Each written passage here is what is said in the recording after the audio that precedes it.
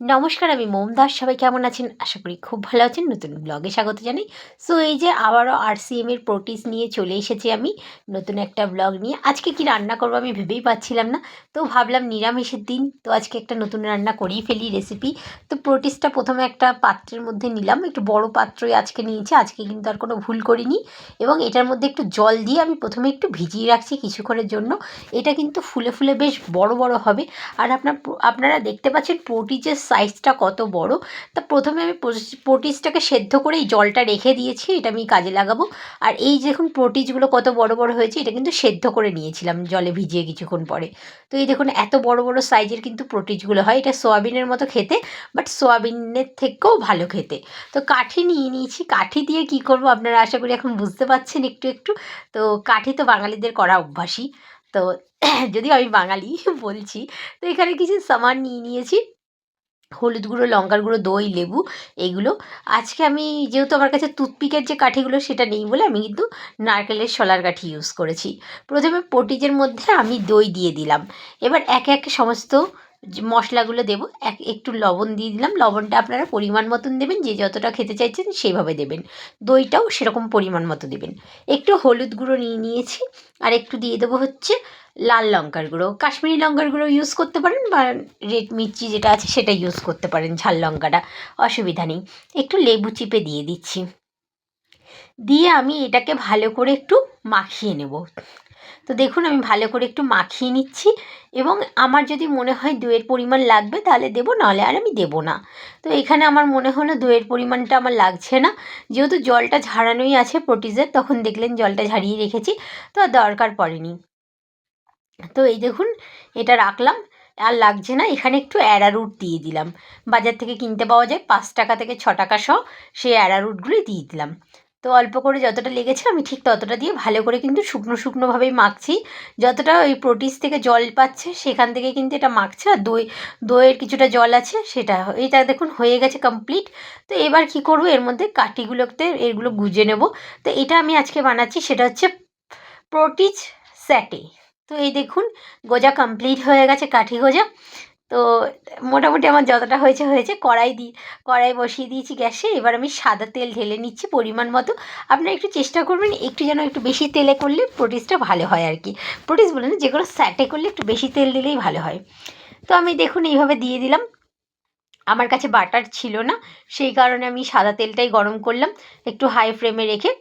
এবার এক এক করে কাঠি মানে প্রোটিজগুলো দিয়ে দেবো, স্যাটে যেহেতু বানাচ্ছি। তো এইভাবে আমি দিয়ে দিচ্ছি। 3টে কাঠি আমি দেবো, মানে 3টে প্রোটিজ আমি এখানে দিচ্ছি, তার বেশি দেবো না। কারণ কড়াইতে জায়গা থাকলে আমাকে আরেকটু বেশি তেল দিলে তাহলে হয়তো আমার 6টা প্রোটিজই হয়েছে, তো কিন্তু আমার দরকার নেই। তো যতটা দরকার ততটাই এরকম দেখুন ব্রাউন করে ভেজে নিয়েছি, এপিট ওপিট করে ভেজে নিচ্ছি। তো এবার একটা লাস্ট ছিল সেটাও ভেজে নিয়েছি।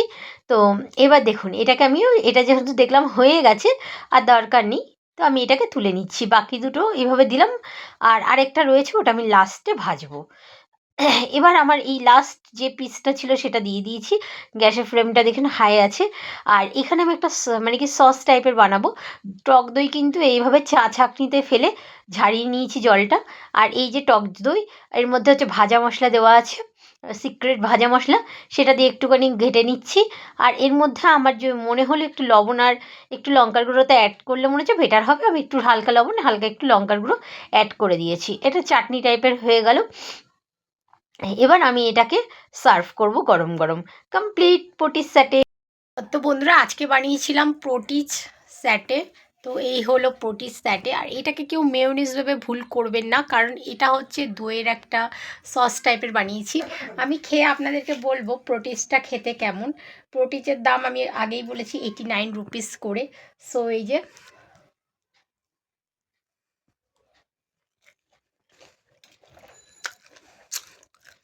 দইয়ের স্ট্রাকচারটা দিয়ে খেতে জাস্ট অসাধারণ লাগছে। এই যে বড় বড় প্রোটিজ, এই যে দইয়ে ভালো করে ডিপ করে নিচ্ছি। এবার মুখে চালান।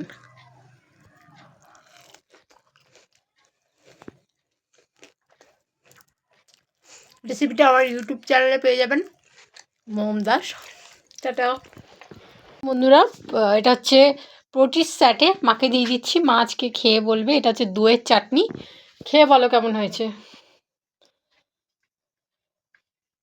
বাঙালির সব বিষয়ে কাঠি গোজার শখ, কাঠি ধরেই মা স্যাটেটা খায়, কাঠি থেকে খুলে কেউ স্যাটে খায় না, স্যাটেটাও খেতে পারে না।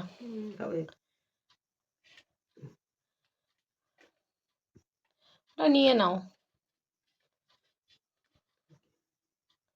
এটা নিয়ে নাও। কি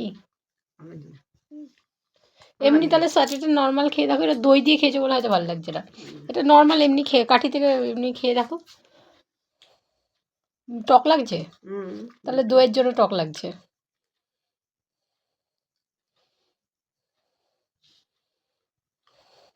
ঠিক আছে, এটা ভালো লাগছে, তাহলে দইটা খেতে হবে না, এটাই খাও। ভালো হয়েছে স্যাটেটা, ঠিক আছে খাও।